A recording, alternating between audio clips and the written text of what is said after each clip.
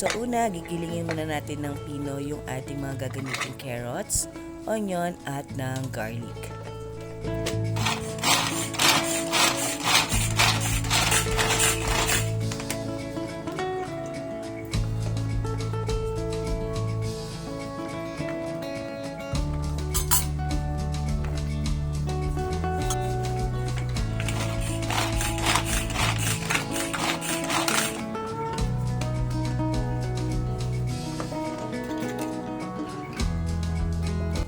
Sa isang mixing bowl, pagsamahin lang natin ang gagamitin nating ground pork and then ilagay na natin dito yung mga giniling natin na carrots, onion at ng garlic.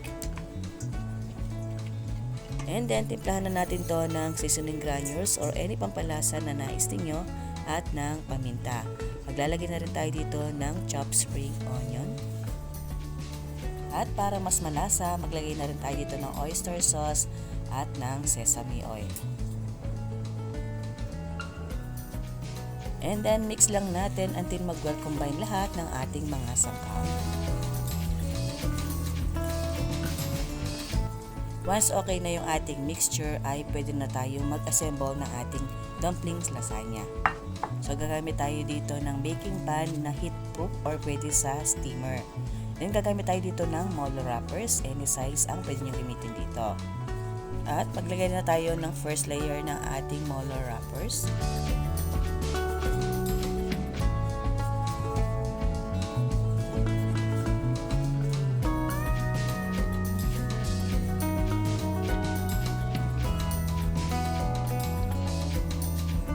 And then, maglagay na tayo dito ng ating pork mixture sa ibabaw ng molo wrappers.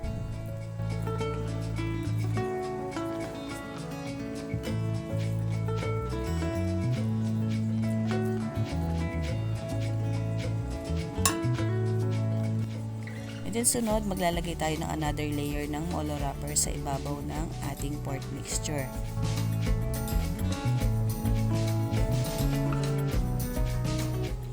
And then mag-brush lang tayo ng konting tubig sa ibabaw ng molo wrappers para hindi naman mag-dry yung ating mixture at ng yung ating molo wrappers. And then maglagay tayo ulit ng another layer ng ating pork mixture. And then gawin lang natin yan until maubos yung ating molo wrappers at ng ating mixture. Umabot ka ba sa part ng video na ito? At kung oo, huwag mo kalimutang i-comment sa baba kung taga saan kayo para malaman ko kung hanggang saan ay nabot ang video na ito. At kung bago ka pa lang sa akin channel, huwag mo kalimutang mag-subscribe at i-like mo na rin at i-share ang video na ito. Maraming salamat!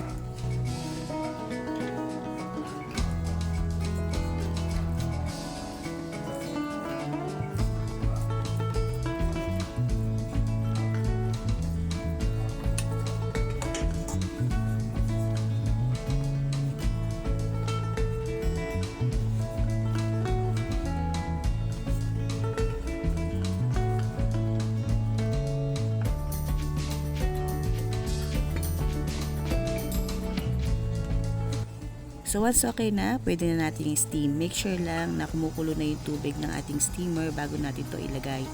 And then steam lang natin yan for at least 40 to 45 minutes.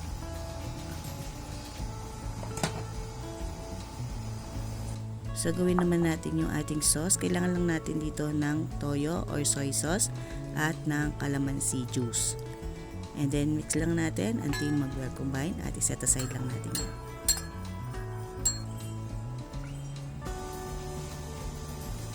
After 45 minutes, luto na yung ating soup dumpling lasagna. And then, tagalin na natin yan sa steamer at mas masarap ito kung isi-serve ng mainit pa.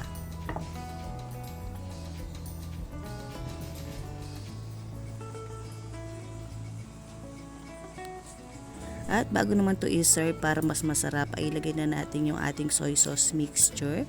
At maglalagay na rin tayo dito ng chili garlic oil at ng ating chopped spring onion.